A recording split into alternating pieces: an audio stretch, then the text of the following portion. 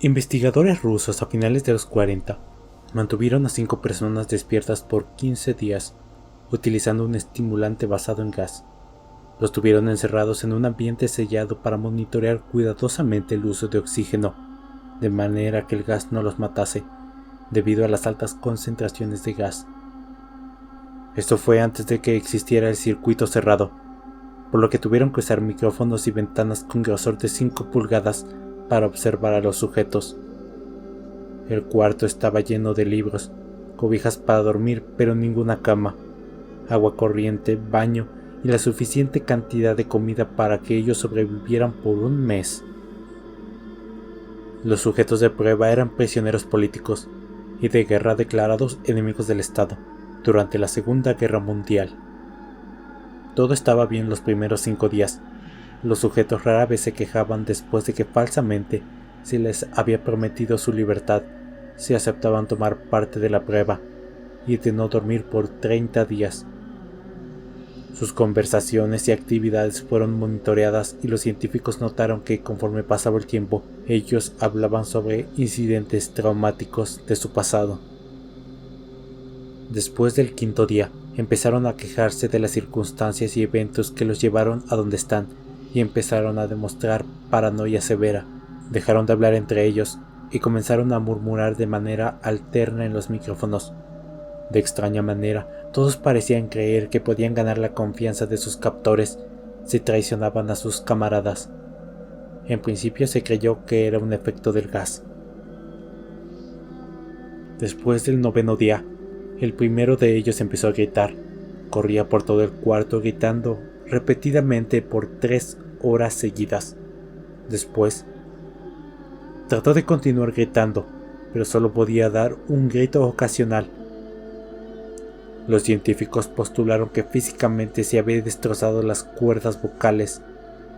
La parte más sorprendente de este comportamiento fue cómo sus compañeros reaccionaron a esto, o mejor dicho, cómo no reaccionaron.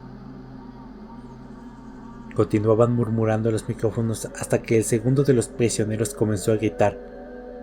2 de los prisioneros que no gritaban tomaron los libros y llenaron otras páginas de sus propias heces y de manera calmada los pusieron sobre la ventana del cuarto. Los gritos cesaron nuevamente. Al igual que los murmullos de los micrófonos, pasaron otros 3 días. Los investigadores checaban los micrófonos constantemente para asegurarse de que trabajaban, porque creían que era imposible no escuchar 5 sonidos con 5 personas dentro. El consumo de oxígeno indicaba que los 5 debían seguir vivos. De hecho, el consumo de oxígeno era el necesario para que 5 personas que hacían ejercicio extenuadamente. En la mañana del 14.º día, los investigadores hicieron algo que no debían hacer para llamar la atención de los prisioneros. Utilizaron el intercomunicador dentro del cuarto, esperando provocar respuestas de los prisioneros, pues temían que estuviesen muertos o en un estado vegetal. Anunciaron: abriremos las puertas para probar los micrófonos. Aléjense de las puertas y acuéstense con las manos atrás en el piso o se les disparará. Se le otorgará la libertad a uno de ustedes si obedecen. Para su sorpresa, escucharon solo una frase, con voz calmada: no queremos ser liberados. Hubo un gran debate entre los investigadores y fuerzas militares que financiaban el proyecto. Sin poder provocar más respuesta, utilizaron el intercomunicador. Finalmente se decidió abrir el cuarto a la medianoche del día número 15. Se limpió el gas del cuarto y se llenó de aire fresco. Inmediatamente, voces de los micrófonos empezaron a objetar. 3 voces diferentes rogaban por la vida de sus seres queridos que encendieran el gas nuevamente. Se abrió el cuarto para sacar a los prisioneros. Gritaron más fuerte que nunca, al igual que los soldados, cuando vieron lo que había dentro. 4 de los sujetos seguían vivos. Las raciones de los pasados 5 días no habían sido tocadas.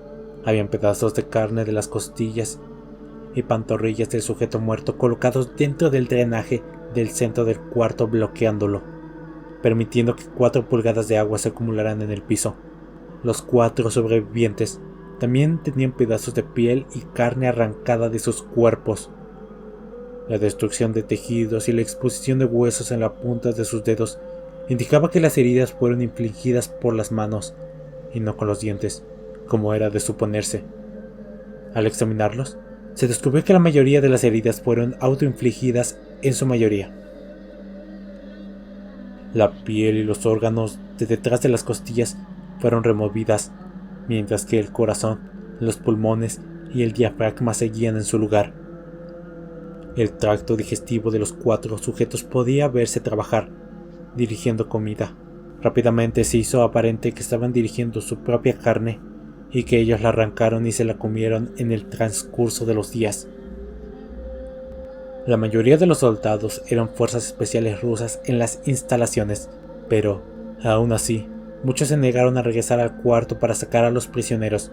Estos, sin embargo, insistían a gritos que los dejaran dentro, y de manera alterna rogaban y demandaban que se encendiera el gas nuevamente para evitar quedarse dormidos.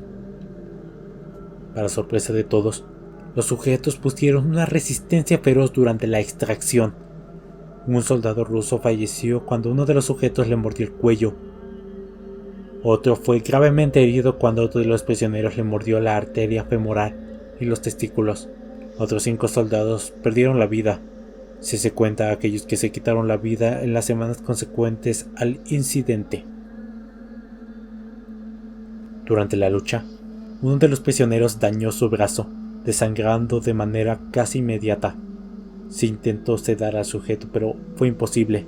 Se le inyectó más de 10 veces de la dosis normal de morfina, y aún así luchó como un animal rodeado, rompiendo las costillas y un brazo de un doctor.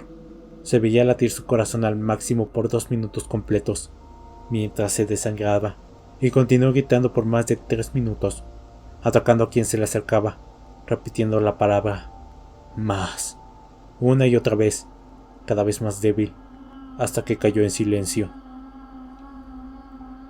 Los otros 3 sobrevivientes fueron inmovilizados fuertemente y llevados hacia las instalaciones médicas.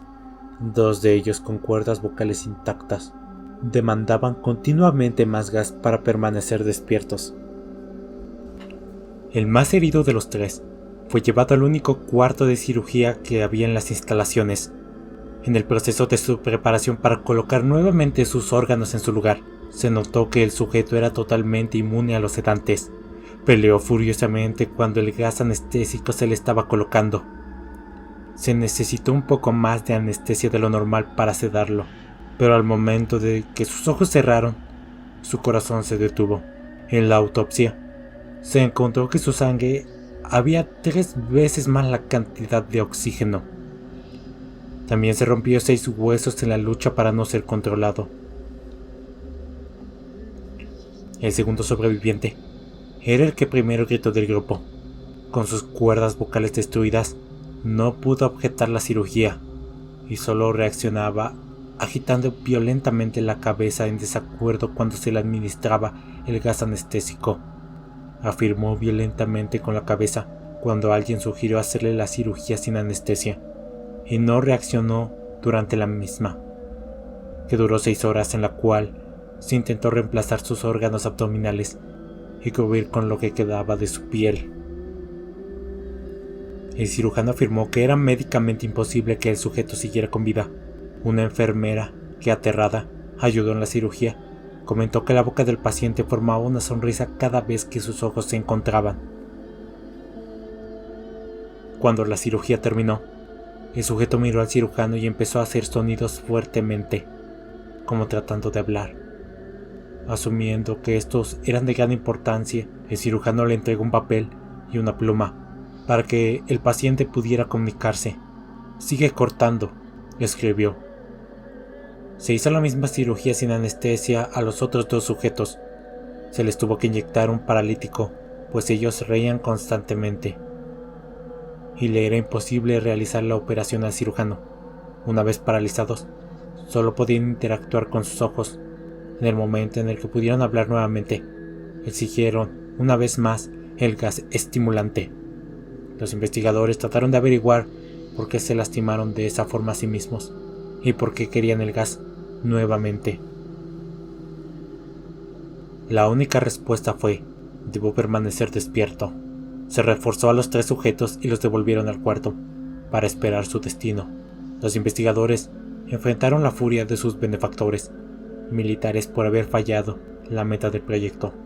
Consideraron dar eutanasia a los prisioneros. El comandante, un ex KGB, vio potencial en el proyecto y en su lugar decidió ver qué pasaría si ponían el gas nuevamente. Los científicos se negaron rotundamente, pero al final tuvieron que aceptar. En preparación para sellarlos nuevamente en el cuarto, los prisioneros fueron conectados a un monitor AAG. Para sorpresa de todos, los 3 dejaron de pelear en el momento en el que se dieron cuenta de que los regresarían al gas. En este momento, era obvio que los 3 estaban haciendo un gran esfuerzo por mantenerse despiertos. Uno de los prisioneros estaba murmurando una canción. El sujeto mudo peleaba con sus ataduras de piel, como si tratara de enfocarse en algo. El último sujeto mantenía su cabeza en su almohada y parpadeaba rápidamente, siendo este el primero al que se le puso el AAG. La mayoría de los investigadores monitoreaban sus ondas cerebrales con sorpresa. Eran normales la mayor parte del tiempo, aunque algunas veces parecía una línea recta de manera inexplicable. Parecía que repentinamente sufría de muerte cerebral. Mientras analizaban los datos, una enfermera notó que los ojos del sujeto se cerraron. Sus ondas cerebrales cambiaron inmediatamente por las de sueño profundo. Luego se pusieron rectas y de manera simultánea su corazón se detuvo. El único sujeto que quedaba que podía hablar comenzó a gritar para que lo encerraran en ese momento. Sus ondas cerebrales mostraban las líneas rectas del sujeto que acababa de morir por quedarse dormido. El comandante dio la orden de sellar el cuarto con los 2 prisioneros adentro, junto con los 3 científicos. Uno de los 3 inmediatamente tomó un arma y abrió fuego contra el comandante, matándolo de un tiro entre los ojos. Después, apuntó al prisionero mudo y le voló el cerebro. Apuntó al prisionero que quedaba vivo, mientras que los demás investigadores escaparon del cuarto. «No me encerrarán con esta cosa, no contigo», le gritaba al prisionero que estaba atado al camastro. «¿Quién eres?», demandó. «Necesito saber». El prisionero sonrió. «¿Tan fácil te has olvidado de mí?», el prisionero preguntó. «Somos ustedes, somos la locura encerrada en todos ustedes, rogando por libertad en cada momento de tu vida, desde lo más profundo de tu mente animal. Somos aquello de lo que te escondes en tu cama todas las noches. Somos lo que duermes, silencias y paralizas cuando te vas a tu cielo nocturno, donde no te podemos alcanzar». El investigador hizo una pausa, apuntó al corazón del prisionero y disparó. El monitoreo cerebral mostró una línea recta mientras el sujeto deliberadamente murmuró: «Casi tan libre».